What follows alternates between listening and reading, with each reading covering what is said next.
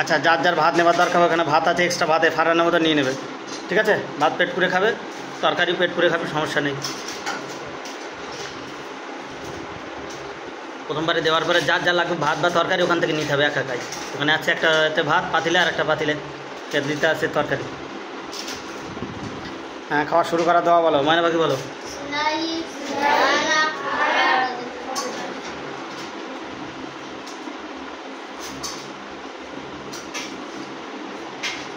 মানে বাকি ভাত কিন্তু বেশি খাবে আর ওই খাবার কম খাবে।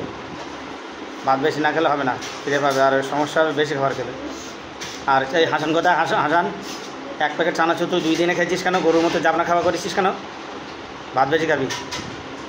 এক প্যাকেট চানাচুর 2 দিনে শেষ করা যায়? 500 গ্রাম চানাচুর